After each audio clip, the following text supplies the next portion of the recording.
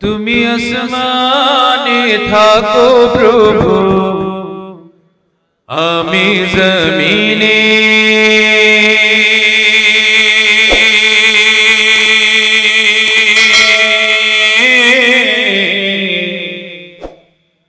আমরা জমিনে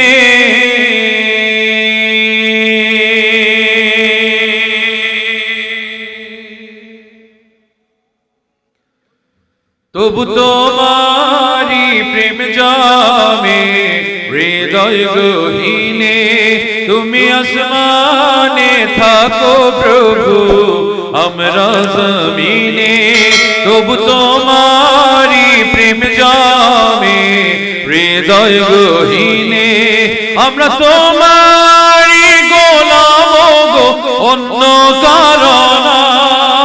আমরা তোমারি গোলাম গো, অন্য কারণ। আলিমুল গায়েব তুমি, মালিক রাব্বানা আল্লাহ। আল্লামা দিলওয়ার সাইদি সাহেব বলেছেন, কবি মতিউর রহমান মল্লিকের 3 মিনিটের গান 3 ঘন্টার তাফসীরের সমান। হাসান বিন সাবিতকে আল্লাহ রাসূল নিজের গায়ের চাদর খুলে দিয়েছেন, সাংস্কৃতিক পর্বে ছিল। আর আজকে সাংস্কৃতিক অনুষ্ঠানের এই আয়োজন, সেখানে ভালো একটা মাইক্রোফোন পর্যন্ত নেই। এর থেকে বের হতে হবে। আধুনিক গানের চেয়ে, ওয়েস্টার্ন গানের চেয়ে ইসলামী গানকে বেশি সম্মান দিতে হবে, এটা মুসলমানের নৈতিক দায়িত্ব। সুতরাং আয়োজনের ব্যাপারে আরো সিরিয়াস থাকবে। এত পরিপাটি আয়োজন, প্রতিদিন আমাদের 2 ঘন্টা 3 ঘন্টা কথা বলতে হয়, কথা না সুরে থাকতে হয়। এই জন্য হাত দেবেন না, যেভাবে রাখছেন যা আছে আলহামদুলিল্লাহ। এখানে যেই মানুষগুলো আছে সঙ্গীতের কথা শুনতে চায়, ঠিক কিনা বলেন? সুর যেখানে থাকে থাকুক, সুতরাং কথার দিকে খেয়াল করবেন এবং জোরে বলেন আল্লাহ আল্লাহ আল্লাহ আল্লাহ আল্লাহ আল্লাহ আল্লাহ আল্লাহ আল্লাহ আল্লাহ। তোমারি রহম ছাড়া বাঁচা বড় দায়, প্রতিদিনে প্রতিক্ষণে জড়িয়ে রাখো গো আমায়। কত শত ভুল মাফ করে দাও, কত শত ভুল মাফ করে দাও, জানা কি অজানা আমরা তোমারি গোলাম গো, অন্য কারণ। আলিমুল গায়েব তুমি, মালিক রাব্বানা আল্লাহ। আমি আরো জোরে চাই, আরো জোরে। হানাফিল্লাহ হতে হবে, আল্লাহর সঙ্গে একাত্মতা পোষণ করতে হবে। আল্লাহ আল্লাহ আল্লাহ আল্লাহ আল্লাহ। কঠিন বিচারের দিনে থেকো গো পাশে, পাপের ভারে নুয়ে গেছি, মন তাই কেঁদে মরে। জান্নাতে ফুল দিও গো আমায়, জান্নাতে ফুল দিও গো আমায়, আগুনে ফেলে দিও না। আমরা তোমারি গোলাম গো, অন্য কারণ। আলিমুল গায়েব তুমি, মালিক রাব্বানা আল্লাহ আল্লাহ আল্লাহ আল্লাহ আল্লাহ। তুমি আসমানে থাকো প্রভু, আমরা জমিনে। তবু তোমারি প্রেম জামে হৃদয় গহীনে। আমরা তোমারি গোলাম গো, অন্য কারণ।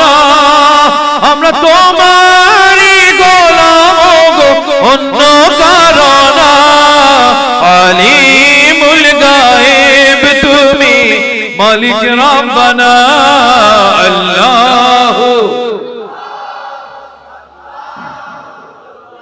আল্লাহ আল্লাহ আল্লাহ আল্লাহ আল্লাহ আল্লাহ আল্লাহ আল্লাহ আল্লাহ আল্লাহু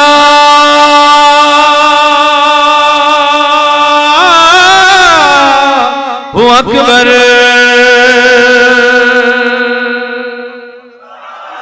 প্রশ্ন করে উত্তর কি দেবেন? উত্তর দেবেন একটাই, শয়তান আপনার দরজায় এমন ভাবে বসে আছে যে কোরআনের সুর আপনার অন্তরের ভিতরে প্রবেশ করে নাই, এই জন্য অন্তর থেকে মারহাবাটা আসে নাই। আর এখানে কোনো শয়তানও নাই, এখানে কোনো শত্রু নাই, একজনই শত্রু, সে হলো শয়তান। উনি আল্লাহর সঙ্গে চ্যালেঞ্জ গ্রহণ করে অনুমতি নিয়ে এসছে আমাকে আপনাকে জাহান্নামে দেবে বলে। আর আমরা ভালো একটা কাজ শুনি, তেলাওয়াত শুনি, সঙ্গীত শুনি, আলোচনা শুনি, অন্তর দিয়ে মারহাবা উচ্চারিত হয় না, বোবার মতো বসে থাকি। এই আশাটা অনর্থক নয় কি? সুতরাং খুব সাবধান থাকতে হবে, মারহাবা বলতে হবে। আমার জন্য মারহাবা না বললেও চলবে, কোরআন তেলাওয়াত শুনেছি তার জন্য জোরে বলি মারহাবা, আলহামদুলিল্লাহ। এইভাবে থাকবেন। সালাম দিয়েছি, উত্তরটা আসতে হয়েছে, অথচ আল্লাহ রাসূলের নির্দেশনা সালামের প্রচলনটা বেশি বেশি করা, আর আমরা সেই সালাম থেকে অনেক দূরে। সাউন্ড কি অবস্থা ভাই? এমনি তো ক্লিয়ার নাই, এগুলো তো দেখি নড়চড় করে।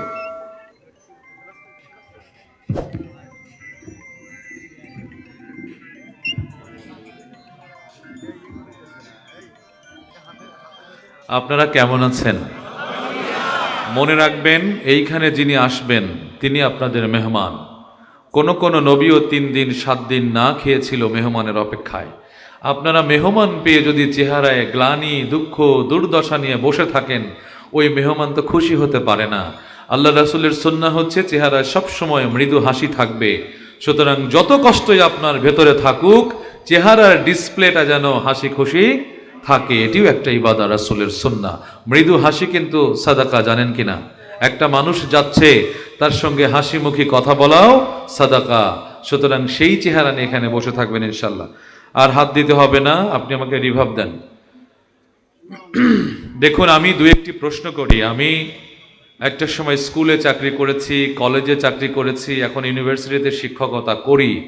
সেই হিসেবে শিক্ষক আর ছাত্রর মতো নয়, আপনাদের সঙ্গে আমার একটু জানা বোঝা। আবার কবে দেখা হবে? এই আয়োজনটি হবে আবার 1 বছর পরে, ঠিক কিনা? 365 দিন পরে, ঠিক কিনা? আমরা কি ততদিন বাঁচবো? কেউ গ্যারান্টি দিতে পারেন? পারেন না।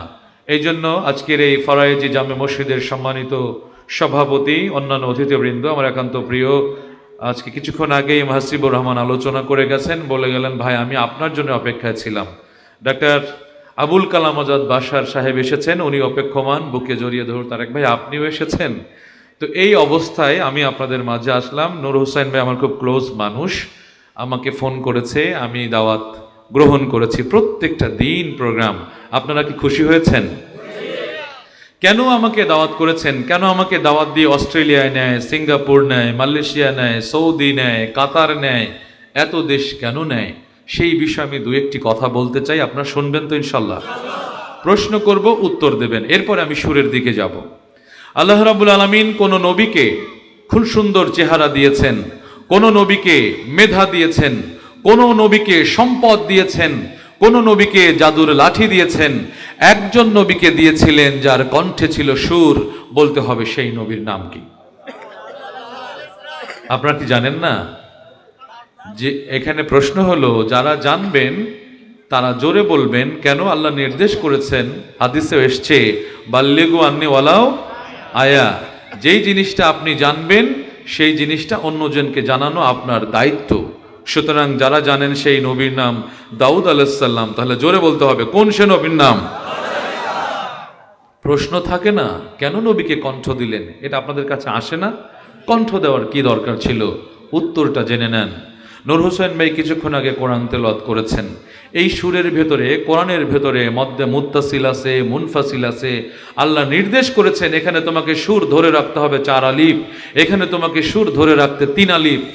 এই কারণেই আল্লাহ একজন সুরের নবী পৃথিবীতে পাঠিয়েছিলেন যার নাম দাউদ আলাইহিস সালাম। কেন পাঠালেন? পাঠালেন এই জন্য, যেই মানুষগুলো জান্নাতে যাবে সেই মানুষগুলোর সামনে আল্লাহ রাব্বুল আলামিন বলবেন, হে জান্নাতবাসী, তোমাদের সামনে পবিত্র কোরআন তেলাওয়াত করবেন হযরত দাউদ আলাইহিস সালাম। বিষয়টা বুঝছেন কিনা? এই জন্যই একজন নবীকে কণ্ঠ দিয়েছিলেন।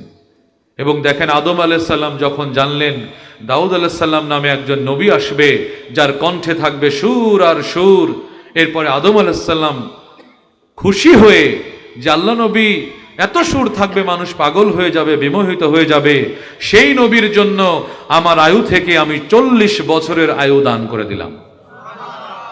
এখানেই শেষ নয়, আরো অনেক কথা, আমার সময় খুবই কম। কারণ হলো যে প্রত্যেকটা প্রোগ্রামেই আমাকে সময় দেয় 1.5 ঘন্টা, 2 ঘন্টা, 3.25 ঘন্টা। ইন্ডিয়া আমাকে সময় দিয়েছে রাত 11টার সময় মঞ্চে তুলে দিয়ে ভোর 4টার সময় নামিয়ে দিয়েছে। যেহেতু আজকে অতিথিদের আরও প্রোগ্রাম রয়েছে, খুব সংকীর্ণ সময়, এই সময়ের ভেতরেই 2-1টি কথা এবং ইসলামী সঙ্গীত শোনাবো আমি আপনাদেরকে। আশারায়ে মুবাশশারার 10 জন সাহাবী, খেয়াল করবেন, 10 জন সাহাবীর 3 জন ছিলেন সাংস্কৃতিক কর্মী, যারা দুনিয়ায় থাকা অবস্থায় জান্নাতের সার্টিফিকেট পেলেন। সেখানে ছিলেন 3 জন সাংস্কৃতিক কর্মী, হাসান বিন সাবিত রাদিয়াল্লাহু তাআলা আনহু, আব্দুল্লাহ বিন রাওয়াহা রাদিয়াল্লাহু তাআলা আনহু, হযরত আলী রাদিয়াল্লাহু তাআলা আনহু। সুতরাং আজকেও দেখলাম মুক্তিযোদ্ধা কোটা নিয়ে অনেক আন্দোলন হচ্ছে, অনেক তুলকালাম হচ্ছে। সুতরাং সাংস্কৃতিক কোটাও আল্লাহ রাব্বুল আলামিন দিয়েছেন। যদি এখানে সাংস্কৃতিক কোটায় আপনারা থাকতে পারেন, দেখবেন দাউদ আলাইহিস সালামের সেই মজলিসে আপনারা বসতে পারছেন। এখানেই শেষ নয়, দাউদ আলাইহিস সালামের পরে মুহাম্মদ সাল্লাল্লাহু আলাইহি সাল্লামকে তেলাওয়াতের জন্য আল্লাহ ডাকবেন। সর্বশেষ সেই মজলিসে আল্লাহ রাব্বুল আলামিন বলবেন, হে জান্নাতবাসী, তোমরা পাপ করেছিলে, অন্যায় করেছিলে, আল্লাহর কাছে ফরিয়াদ করেছিলে, আল্লাহ তোমাদেরকে ক্ষমা করেছে, বিধায় আজকে তোমরা জান্নাতে এসেছো। এই আল্লাহর চেহারা কোনোদিন তোমরা দেখোনি। আজকে সেই আল্লাহ রাব্বুল আলামিন যদি তোমাদের সামনে পবিত্র কোরআন তেলাওয়াত করে কেমন লাগবে? ঠিক সেই মুহূর্তে আল্লাহ রাব্বুল আলামিন সূরা আর রহমান শুরু করবেন। সামনে থেকে যেই পর্দাগুলো থাকবে সব পর্দাগুলো খুলে যাবে। আমরা যারা জান্নাতে যাব সেদিন আল্লাহর চেহারা তখন দেখতে পাবো। কথাটা কি বুঝছেন? সুরের গুরুত্ব। আরো অনেক কথা আছে, সেগুলো কোরআন এবং হাদিসে অনেক ব্যাখ্যা। মসজিদে নববীতে 2টো মেম্বার রয়েছে যারা গিয়েছেন, আমার সেখানে যাওয়ার সুযোগ হয়েছে। মদিনা ইউনিভার্সিটির ছেলেরা প্রোগ্রাম করেছে মদিনায়, জেদ্দায়, মক্কায়, সেখানে 2টা এরকম মেম্বার আছে। আল্লাহ রসুল হাসান বিন সাবিতকে দিয়েছিলেন এক জায়গায় কথা বলতে, আল্লাহ রসুল দাঁড়িয়ে এক জায়গায় কথা বলতেন। সুতরাং সংস্কৃতির গুরুত্ব অনেক। আমি যদি আপনাদেরকে বলি, পরে না চোখের পলক কি তোমার রূপের ঝলক, দেখবেন সবাই শুনেছেন। আমি যদি বলি, তুমি বন্ধু কালা পাখি আমি যেন কি, এই ছোট বাচ্চাও বলতে পারবেন। আমি যদি বলি বাদাম বাদাম কাঁচা বাদাম, এই বাচ্চা বলতে পারবেন। এটি হলো সাংস্কৃতিক আগ্রাসন, যেটি আপনি জানেন না, অগোচরে আপনার ভেতরে প্রবেশ করেছে। এই মর্মে অনেক ব্যাখ্যা আছে। ইব্রাহিম আলাইহিস সালামকে যখন আগুনে ফেলানোর ষড়যন্ত্র হলো, সাংস্কৃতিক আগ্রাসন কোথায় আসলো একটু জেনে নেন। সংস্কৃতি সম্পর্কে তো আমরা জানি না। ইব্রাহিম আলাইহিস সালামকে যখন আগুনে ফেলার চক্রান্ত করা হলো, যে ওনাকে আর দিনের দাওয়াত দেওয়া যাবে না, মেরে ফেলো, হত্যা করো, আগুনের কুণ্ডুলি জ্বালাও, সেখানে পুড়িয়ে দাও, চক্রান্ত করা হলো। ইব্রাহিম আলাইহিস সালামকে বেঁধে যখন আগুনে ফেলবে, সেই মুহূর্তে আর ফেলতে পারে না, কারণ ফেরেশতারা এসে সেই চরকিটা টেনে ধরেছে। শয়তান এসে বলছে যে ইব্রাহিম আলাইহিস সালামকে আগুনে ফেলার একটা কাজ এখানে করতে হবে, সেটি হলো এখানে মেয়েদেরকে উলঙ্গ করে নাচাতে হবে, নর্তকীদের নাচ শুরু করতে হবে, মিউজিকের ব্যবহার শুরু করতে হবে, ফেরেশতারা লজ্জা এখান থেকে সরে যাবে, তখন ইব্রাহিম আলাইহিস সালাম আগুনে পড়ে যাবে। ঠিক তাই হয়েছিল। শয়তান কুপরামর্শ দেওয়ার পর ফেরেশতারা লজ্জায় সেখানে আর থাকতে পারে নাই, ফেরেশতারা সরে গেল, ইব্রাহিম আলাইহিস সালাম আগুনের ভেতরে পড়ে গেলেন। আল্লাহ সঙ্গে সঙ্গে আগুনকে নির্দেশ করে বললেন, কুলিয়া নারু কুনি বারদাও ওয়া সালামান আলা ইব্রাহিম। সুতরাং সেই সময় একটা সংস্কৃতির জন্ম হয়েছিল। আজকে ওই স্কুল কলেজগুলোতে মেয়েরা উলঙ্গ হয়ে হয়ে অমুক শিল্পী তমুক শিল্পীর গানে নাচছে কিনা বলেন তো? এটি হলো সেই জাহান্নামী সংস্কৃতির ধারক এবং বাহক। এখানেই শেষ নয়, সেখানে যেরকম শয়তানের চক্রান্ত ছিল, বাংলাদেশের বুকেও হাতে গোনা চলচ্চিত্র 2-1জন পরিচালক বাম সংস্কৃতির ব্যক্তিত্বদের কারণে দেলোয়ার হোসেন সাইদি সাহেবের মতো মানুষকে দীর্ঘদিন কারাগারে ভর্তি করে চক্রান্ত করে হত্যা করা হয়েছে। ওই সংস্কৃতির ধারা। সুতরাং প্রিয় মুসল্লিয়ান কেরাম, বুঝতে হবে আমরা সাংস্কৃতিক বাচ্চাদের কাছে গ্রাস করছে, আর আমরা সংস্কৃতি সম্পর্কে জানি না। আমাদের অন্তর বধির হয়ে গেছে, এখন স্ট্রোক বেড়ে গেছে, ঘন্টার পর ঘন্টা আমরা চুপ থাকি মোবাইল দেখে, হার্ট অ্যাটাক বেড়ে গেছে। সুতরাং আরশের সুরের দিকে আমি আপনাদেরকে এখন নিয়ে যেতে চাই। শর্ত হলো প্রাণ খুলে, দিল খুলে, কণ্ঠ উজাড় করে বলবেন আর আল্লাহর কাছে ফরিয়াদ করবেন। কিরামান কাতিবিন নামক দুজন ফেরেশতা আপনার দুই কাঁধে বসে আছে, তারা লিখছে আপনি কি করছেন, কি বলছেন, শয়তান আপনাকে কি পরিমাণ ধোঁকা দিচ্ছে যে আপনার কণ্ঠ দিয়ে আল্লাহর ধ্বনি উচ্চারিত হচ্ছে না। সুতরাং আমি সেই সুযোগটা এখন দিতে চাই। আশা করছি যেই মানুষগুলো আমার সামনে বসা, যারা বদরের চেতনা লালন করেন, এখানে সংখ্যা অনেক কম ছিল, অনেক মানুষ চতুর্দিকে, কিন্তু প্যান্ডেলের ভেতরে যেই মানুষগুলো, এরা নিঃসন্দেহে আল্লাহর প্রিয়, ঠিক কিনা? সুতরাং কণ্ঠে ধ্বনি তুনুন, একদম প্রাণ খুলে, কে পাশে বসা দেখার দরকার নেই, জোরে জোরে বলুন আর আল্লাহর কাছে ফরিয়াদ করুন বিনিময়, হে রব তুমি আমাদের হার্ট অ্যাটাক থেকে হেফাজত করো। সাউন্ড বাড়ান, রিভাব বাড়ান, রিভাব বাড়ান। আমার গানের ভেতরে সাউন্ড কমাবেন না বাড়াবেন না, ফিক্সড বাড়ান। রিভাব দেন।